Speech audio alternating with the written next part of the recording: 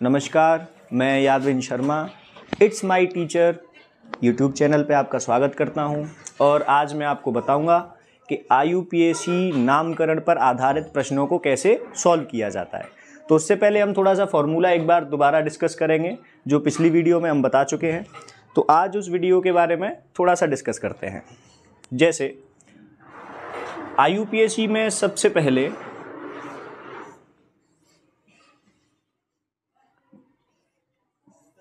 इस नामकरण में सबसे पहले प्रयोग किए जाने वाले जो शब्द हैं वो है ब्रोमो, फ्लोरो, क्लोरो और आइडो। इन चार शब्दों के आधार पर हम किसी भी प्रश्न को सॉल्व करते हैं। तो सबसे पहले है हमारे पास Br, जिसे नाम दिया गया था ब्रोमो Cl और इसे कहते हैं क्लोरो F, इसका नाम है फ्लोरो और I जिसे कहते हैं आइडो। इन चार शब्दों के अतिरिक्त हमारे पास एक संरचना आती है जिसे हम साइक्लो लिखते थे। जो सामान्य संरचना बनती थी किसी भी प्रकार से, तो उसके लिए हमारे पास सेकंड पोजीशन पे आएगी, तो हम उसको कह देंगे साइक्लो। और या फिर इसको हम कह सकते हैं चक्रीय। इसके बाद हमारे पास जो संरचनाएं आती हैं मुख्य कार्बन श्रृंखला। तो मुख्य कार्बन श्रृंखला के लिए मैंने आपको कुछ नाम बताए थे, जैसे 1 के लिए कितना इस्तेमाल करेंगे, 2 कार्बन के लिए कितना इस्तेमाल करेंगे, 3 के लिए कितना इस्तेमाल करेंगे, 4 के लिए 5, 6, 7, 8, 9, 10। तो जैसे प्रथम कार्बन के लिए इस्तेमाल करने वाले थे हम मैथ, सेकंड के लिए इस्तेमाल करने वाले थे एथ, इसी प्रकार से prop, but, pent, hex, hept, oct, non और डेक। इसके बाद हमारे पास सबसे महत्वपूर्ण होती है वो है इनके बंध, सिंगल बॉन्ड है, डबल बॉन्ड है या ट्रिपल बॉन्ड है। तो उनके लिए हमारे पास कुछ शब्द होते हैं। जैसे सिंगल बॉन्ड के लिए हमारे पास शब्द हैं, इसे हम कहते हैं एन। डबल बॉन्ड के लिए हमारे पास शब्द होता है इन और ट्रिपल बॉन्ड के लिए हमारे पास शब्द होता है आइन। इसके बाद हमें समूहों की आवश्यकता होती है कि हमारे पास किस प्रकार के समूह है। तो हमारे पास समूह होते हैं, समूह है OH जिसे हम हाइड्रोक्सी समूह कहते हैं और इसके लिए शब्द लिखते हैं ऑल। इसी प्रकार से और भी हमारे पास समूह है, जैसे COOH, COOH इसे लिखा जाता है कार्बन से जोड़कर OH और इसका नाम होता है ओइक अम्ल। तो यहां पे इसका हम ओइक शब्द इस्तेमाल करते हैं।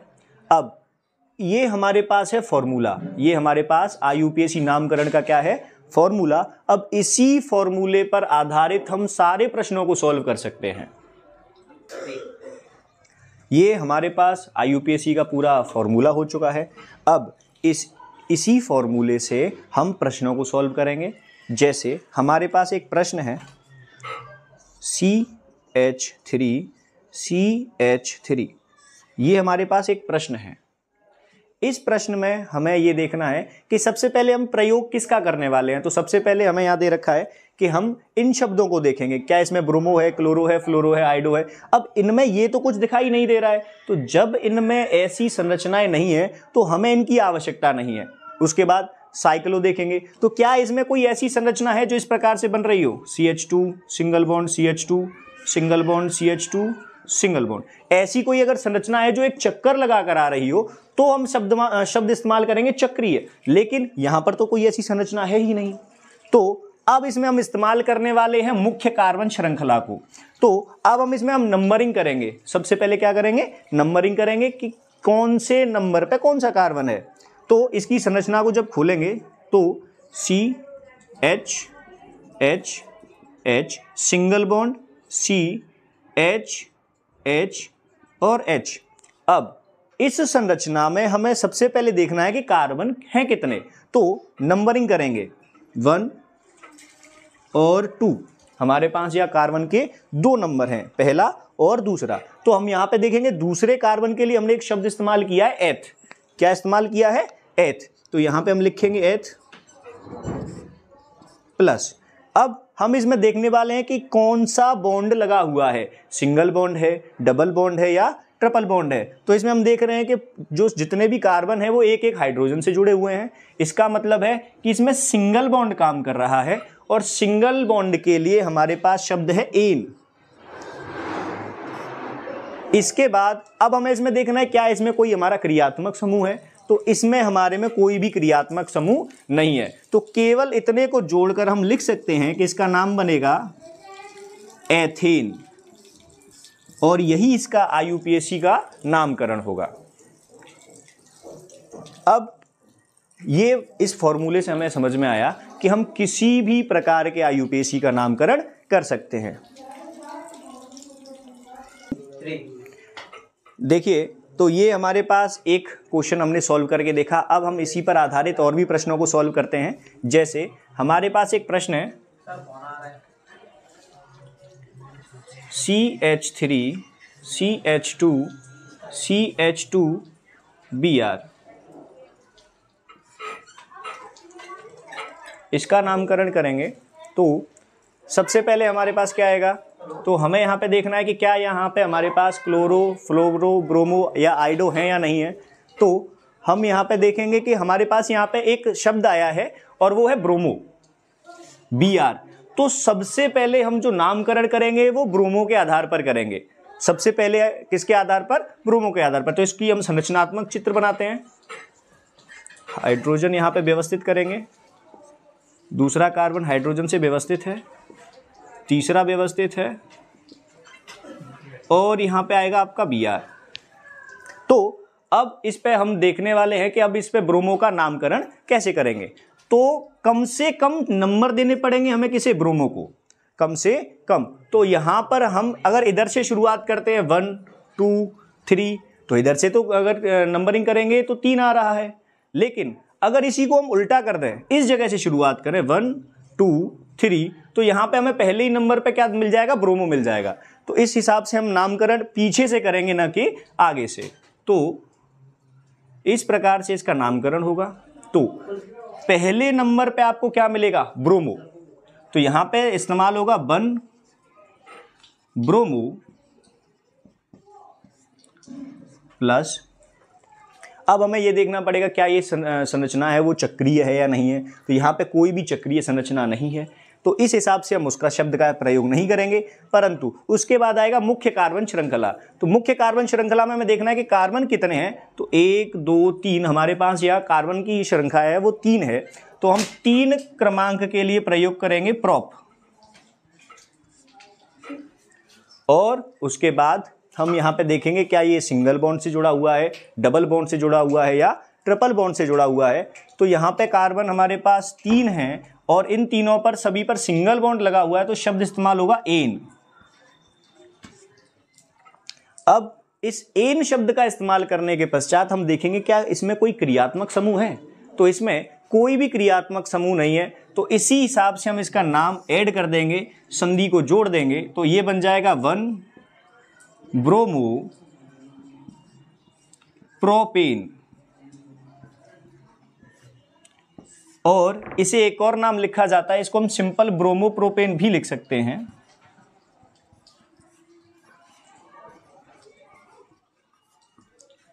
तो देखिए बच्चों, इसमें हुआ कि इसमें आपका नामकरण हुआ है 1 ब्रोमो प्रोपेन। इसी प्रकार से हमारे पास दूसरे शब्द हैं। तो एक और प्रश्न करके देखते हैं इसी पर कि अगर हमारे पास संरचना में CH3 CH2 CH, यहाँ पे आपका Br आ जाए और CH और यहाँ पे आपका OH आ जाए, CH2OH। अब यहाँ पर हम देखेंगे कि इस प्रकार की संरचना को कैसे सॉल्व किया जा सकता है। तो पहले इसकी हम संरचना बनाएंगे, एक कार्बन पर हाइड्रोजन व्यवस्थित करेंगे, दूसरा कार्बन है, तीसरा कार्बन है और इसके ऊपर लगेगा Br। यहाँ पे आपके हाइड्रोजन हो जाएंगे और इस जगह पे इस्तेमाल होगा OH। तो अब इसका हम नामकरण करके देखते हैं कि इसका नामकरण हमारे पास क्या बनेगा। तो सबसे पहले हमें इसमें यही देखना है कि क्या इसमें ब्रोमो फ्लोरो क्लोरो आइडो है या नहीं है। तो सबसे पहले हमें यहाँ पे ब्रोमो ऑलरेडी हमें दिखाई दे रहा है, तो सबसे पहले हम नामकरण करेंगे ब्रोमो का। तो अब ब्रोमो कहाँ से जल्दी आएगा, यहाँ से, ये 1 है, ये 2 है, ये 3 है, इधर से करेंगे तो तीसरा आ रहा है, और अगर उल्टा कर दे तो कितना आएगा, तो यहाँ से 1 और 2, तो दूसरे नंबर पे ही ब्रोमो आ रहा है, तो कम से कम नंबर हमें किसे देने पड़ेंगे, ब्रोमो को। तो यहाँ पे बन जाएगा बेटा 2 ब्रोमो। अब ये ब्रोमो का नामकरण हो गया। इसके बाद वही संरचना देखेंगे, क्या इसमें चक्रीय शब्द इस्तेमाल हो सकता है। तो यहाँ पे कोई भी चक्रीय संरचना नहीं है, इस कारण से इसमें कोई भी चक्रीय शब्द इस्तेमाल नहीं होगा। उसके बाद इस्तेमाल करते हैं मुख्य कार्बन श्रृंखला। तो क्या इसमें मुख्य कार्बन श्रृंखला है, 1 2, यहाँ पे आपका 3 है और ये आपका 4 है। तो यहाँ पे टोटल मिला के 4 कार्बनों का इस्तेमाल किया गया है। तो 4 कार्बन के लिए हमारे पास शब्द क्या है, तो सिंगल के लिए होता है मैथ, दूसरे के लिए होता है एथ, तीसरे के लिए होता है प्रोप और चौथे के लिए होता है ब्यूट। तो चौथे के लिए शब्द इस्तेमाल होगा, वो होगा ब्यूट। और उसके बाद हम देखेंगे क्या ये सिंगल बॉन्ड से जुड़ा हुआ है, डबल बॉन्ड से जुड़ा हुआ है या ट्रिपल बॉन्ड से। तो हम देख रहे हैं कि अभी भी सिंगल बॉन्ड से जुड़ा हुआ है, इसलिए यहां पे शब्द इस्तेमाल होगा एन। और एट लास्ट हम इसमें देखने वाले हैं कि अब इसमें एक चीज आई है जिसे हम कहते हैं OH, और OH एक क्रियात्मक समूह है जिसके लिए हम शब्द का इस्तेमाल करते हैं ऑल। तो यहां पे हम इसके लिए शब्द इस्तेमाल करेंगे ऑल। तो आपका इसमें नामकरण बनेगा 2 ब्रोमो ब्यूटेनॉल। तो यहां पे आपका शब्द बन गया 2 ब्रोमो ब्यूटेनॉल। तो इस प्रकार से ये नामकरण पूरा हो जाएगा। इस नामकरण पद्धति से आप किसी भी प्रकार के प्रश्न को सॉल्व कर सकते हैं। तो एक बार इसका स्क्रीनशॉट ले लेंगे। चलिए, तो अब एक नया प्रश्न है हमारे पास, और इस प्रश्न में हमें एक विशेष चीज मिली है, डबल बॉन्ड। तो इस प्रश्न को हम कैसे सॉल्व करेंगे, जब डबल बॉन्ड वाले प्रश्न हैं तो इसको हम कैसे सॉल्व कर सकते हैं। तो वही रहेगा बेटा कि सबसे पहले हमें यहाँ पे क्या करनी पड़ेगी, नंबरिंग करनी पड़ेगी। कि यहाँ से करें तो 1 है, 2 है, 3 है और यहाँ पे आपके 4 है। तो टोटल कार्बन श्रृंखला हमारे पास कितनी है, यहाँ पे 4 की है। परंतु यहाँ पे डबल बॉन्ड और आ गया है, और डबल बॉन्ड के लिए हम संरचना कहाँ से शुरू करें, तो इसके लिए हम संरचना को शुरू करेंगे पीछे से, नंबरिंग बनाएंगे यहाँ से। तो यहाँ से हमें दिख रहा है कि पहले ही नंबर पे आपको डबल बॉन्ड मिल जाएगा, दूसरा है, ये तीसरा है और ये चौथा है। तो इस जगह पे हम नंबरिंग करेंगे तो वो पीछे से करेंगे। अब यहाँ पे सबसे पहले हमें देखना पड़ेगा क्लोरो फ्लोरो ब्रोमो है या नहीं है। तो यहाँ पे कोई भी संरचना नहीं है, उसके बाद ना ही यहाँ कोई चक्रीय संरचना होगी। तो इसका नामकरण फिर कैसे होगा कि कार्बन श्रृंखला को देखना पड़ेगा हमें ब्यूट। यहाँ पे 4 के लिए शब्द इस्तेमाल होगा ब्यूट, और ब्यूट के लिए हमें यहाँ पे बनाना पड़ेगा कि यहाँ पे सिंगल बॉन्ड है या डबल बॉन्ड है। तो पहली वाले स्थान पर हमें एक डबल बॉन्ड दिखाई दे रहा है, तो हम यहाँ पे इस्तेमाल करेंगे ब्यूट 1 ईन, क्योंकि डबल बॉन्ड के लिए शब्द जो है वो ईन शब्द इस्तेमाल किया जाएगा। तो यहाँ पे शब्द लगेगा ईन, तो इसका नाम बनेगा ब्यूट 1 ईन, या इसे हम कह सकते हैं 1 ब्यूटीन।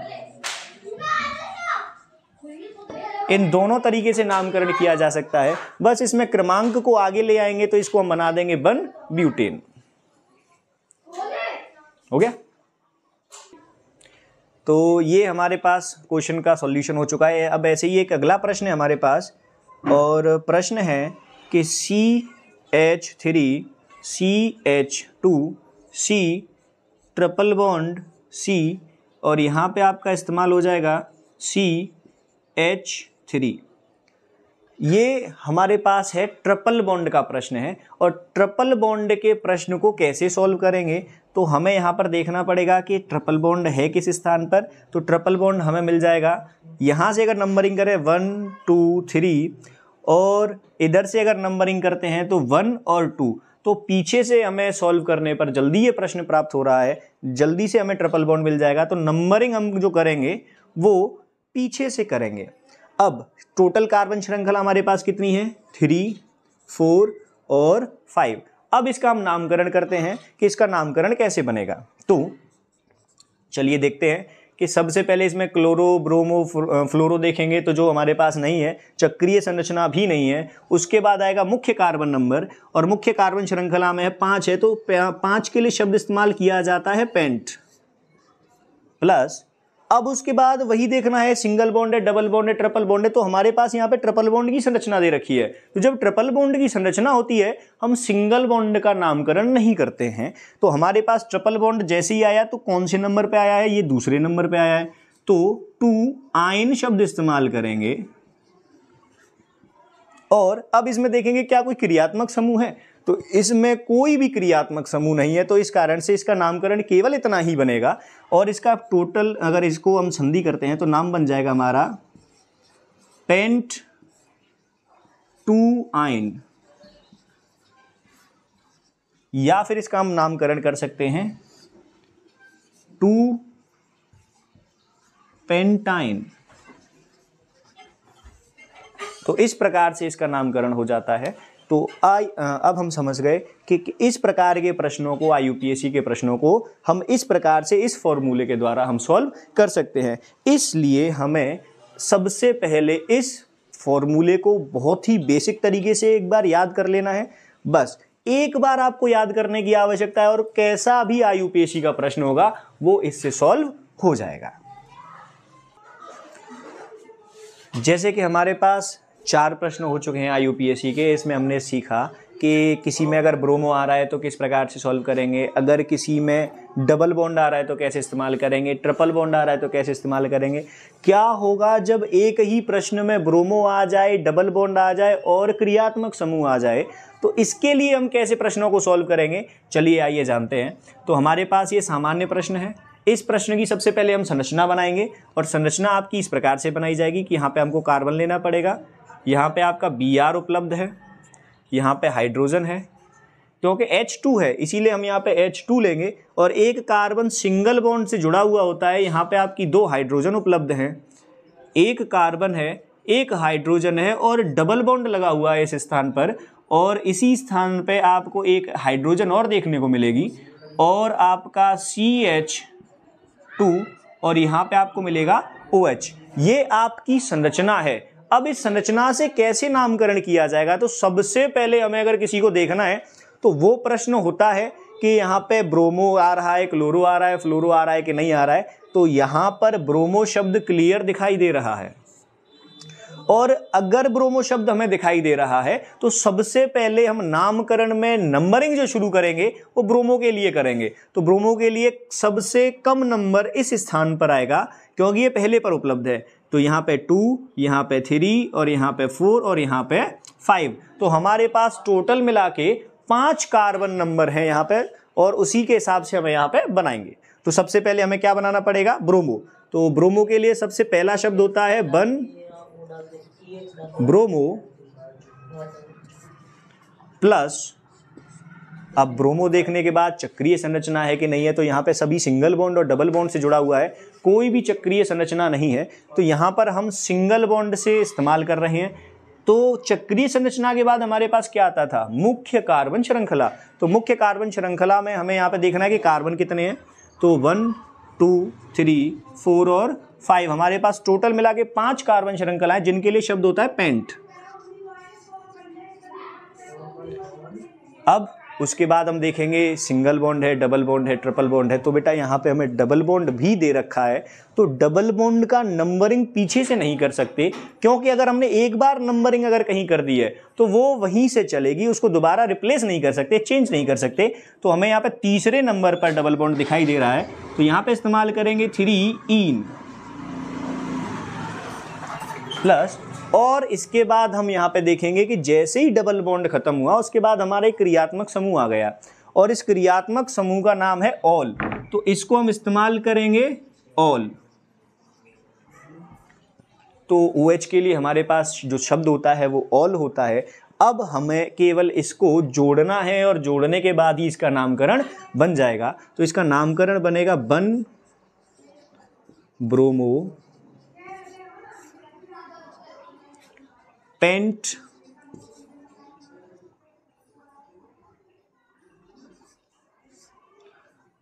थ्री इन नॉल।